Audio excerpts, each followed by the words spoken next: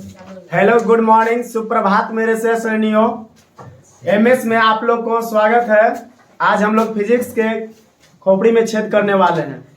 Question बहुत अच्छा से देखेंगे।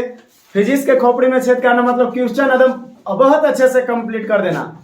अब वैसे भी आप लोग जब तक तोड़ेंगे नहीं तब तक छोड़ेंगे ही नहीं, आप लोग छोड़ने वाले हो भी नहीं। हो चुका आगाज रण में युद्ध बदलने की तैयारी, जीत उसी की होती है जिसकी संघर्ष है जारी। जो पसीना बहाएगा वो मैदान जीत कर ले जाएगा। तो चलिए अब हम लोग एक क्वेश्चन करते हैं। क्लास 12 का वीवीआई क्वेश्चन है। ये कई बार पूछा हुआ भी है। 5 नंबर दिलाएगा आपको, इसको कंप्लीट कर लीजिएगा। एग्जाम में शायद पूछा जाए तो ये 5 नंबर तुरंत मिल जाएगा। कुछ मिस्टेक ना होना चाहिए, केवल ऐसा क्वेश्चन पूछा जाता है प्रूव करने के लिए। क्वेश्चन है, विद्युत द्विध्रुव के कारण किसी बिंदु पर विद्युत क्षेत्र की तीव्रता का व्यंजक प्राप्त करना है। विद्युत क्षेत्र की तीव्रता का व्यंजक प्राप्त करना है। तो हम देखेंगे, सबसे पहले क्या करेंगे, द्विध्रुव है तो 2 ध्रुव बना लेंगे। इधर ध्यान दीजिए सभी लोग, 2 ध्रुव बना लेंगे। ये एक ध्रुव ए हो गया, ये एक ध्रुव बी हो गया। इसका आवेश प्लस क्यू है और इसका आवेश माइनस क्यू है, ठीक है। इसके बीच की दूरी 2l है। विद्युत द्विध्रुव में ही हम लोग पढ़े कि बीच की दूरी क्या होता है, 2l होता है। इसके मध्य एक बिंदु O है ना, ये A और B के बीच मध्य बिंदु O है।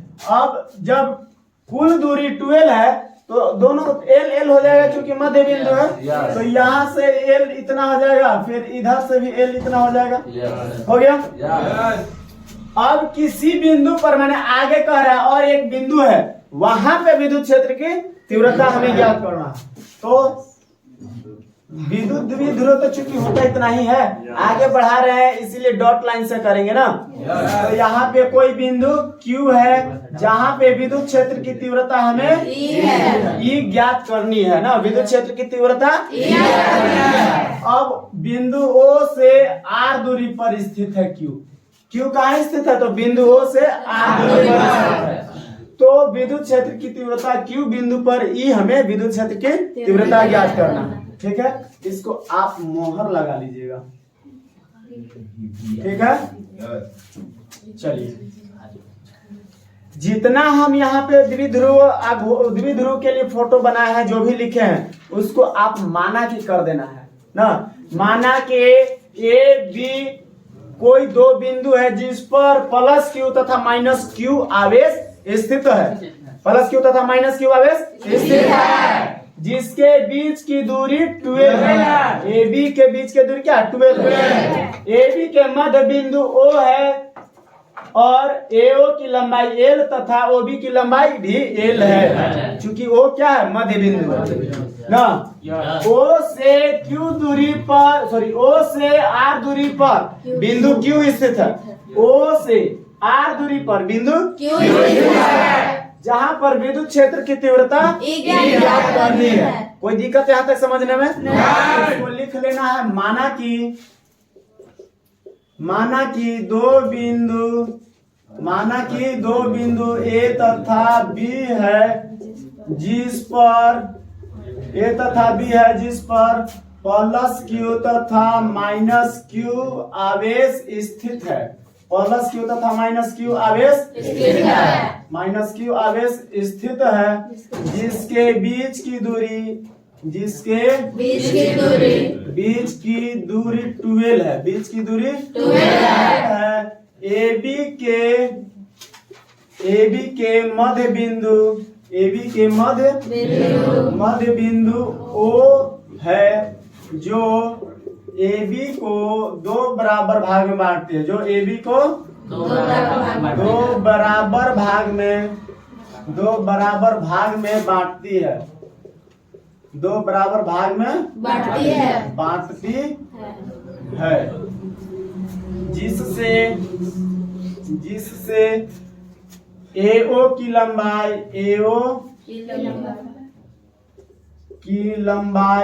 L तथा OB की लंबाई ना, OB की लंबाई भी L होगी। L होगी। यहाँ तक इधर वाला हम पूरा कर लिए। कोई दिक्कत नहीं है। अब उधर वाला बिंदु O से R दूरी पर बिंदु Q स्थित है। बिंदु O से R दूरी पर बिंदु Q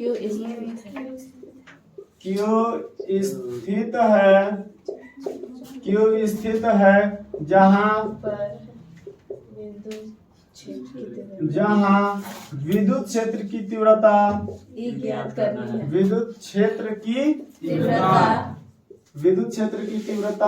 ज्ञात करनी है।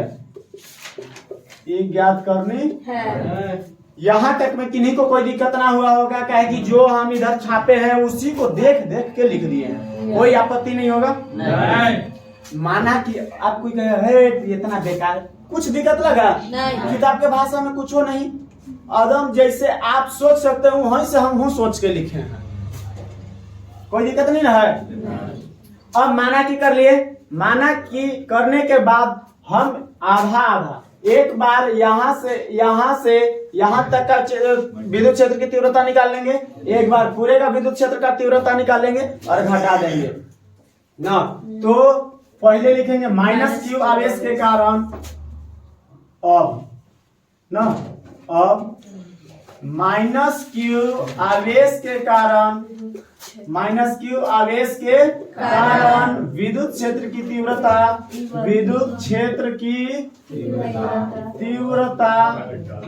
E1 ना, विद्युत क्षेत्र की तीव्रता E1 बराबर 1/4 पाई एप्सिलॉन नॉट और Q बटा R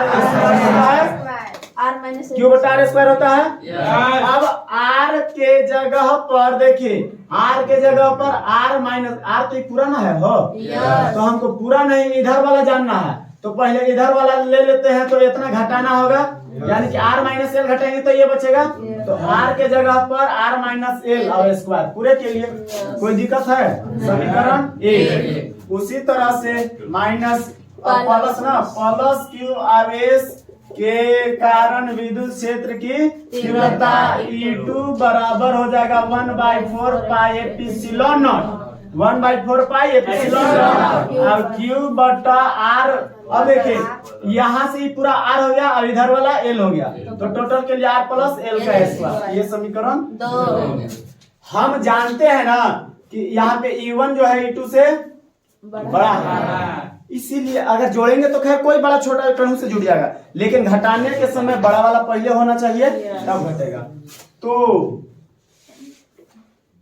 क्या करेंगे? E बराबर E1 - E2। अब क्या करेंगे? समीकरण 1 में से 2 को घटा देंगे। समीकरण 1 माइनस समीकरण 2 से, समीकरण 1 माइनस समीकरण 2 से करेंगे। E बराबर समीकरण 1 क्या था? तो 1/4 पाई एप्सिलॉन नॉट और Q बटा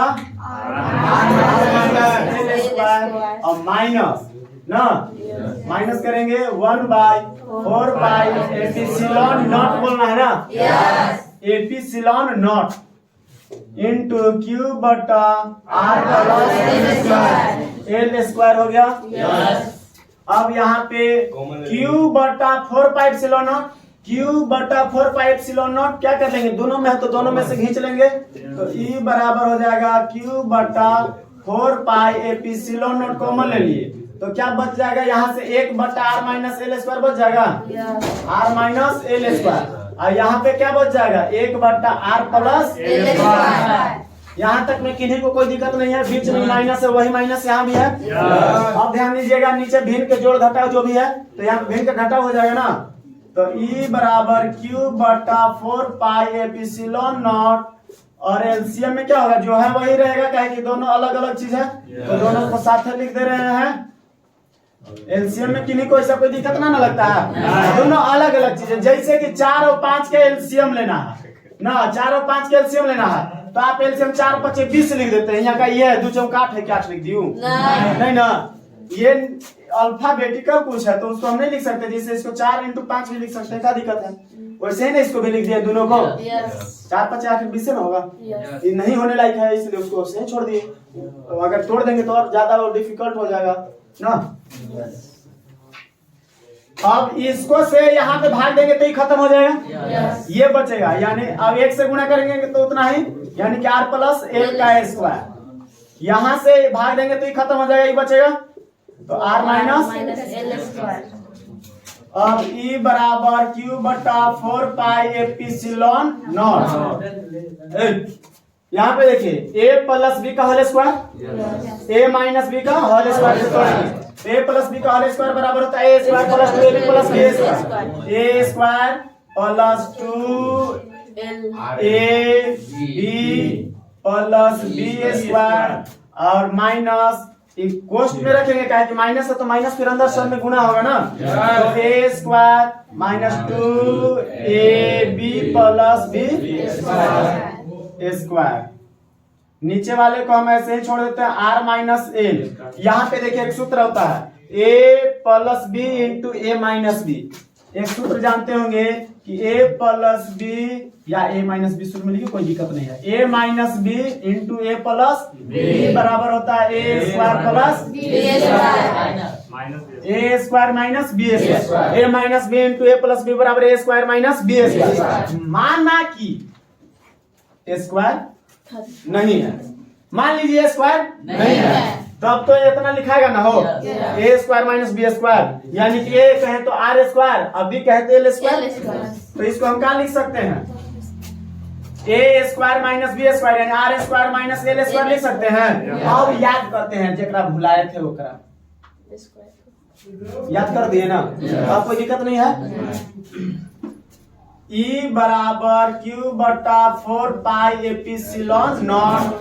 देखिए कुछ अब E वाला माइनस को अंदर गुणा कर दीजिएगा तो r square plus 2rl plus l square तो ऐसे ही रहेगा।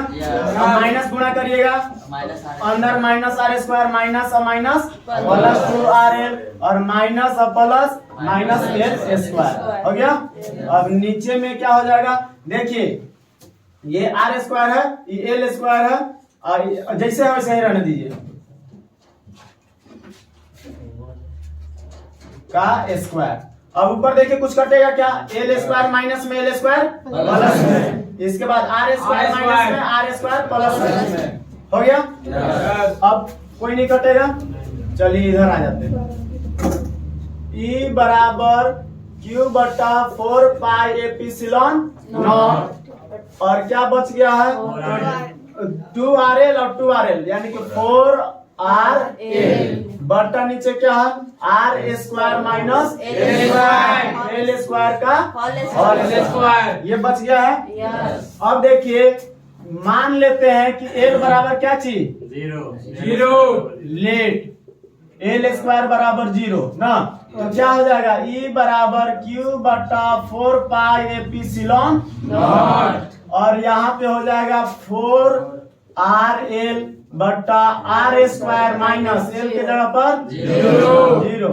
अब e बराबर q बटा 4 पाई एप्सिलॉन नॉट अब 4rl बटा ये तो 0 इतना में से घट जाएगा तो इतना ही बचेगा, यानी r स्क्वायर में से 0 तो r स्क्वायर, अब r स्क्वायर का स्क्वायर तो r के पावर 4 हो जाएगा, a के पावर m के पावर n बराबर होता है a के पावर m यानी कि स्क्वायर का स्क्वायर यानी कि 2 गुना 2 यानी कि 4, तो r के पावर क्या हो जाएगा 4। अभी 4 से e 4 e r से e वाला अकेला रहा है, यहाँ 4 बार है तो 1 बार कट के 3 बार बचेगा ना, यहाँ पे बच जाएगा कितना 3 बार, तो e बराबर क्या हो जाएगा q बटा पाई एप्सिलॉन नॉट और l बटा r क्यू। इसी को लिख सकते हैं e बराबर ql बटा pi epsilon not r Q.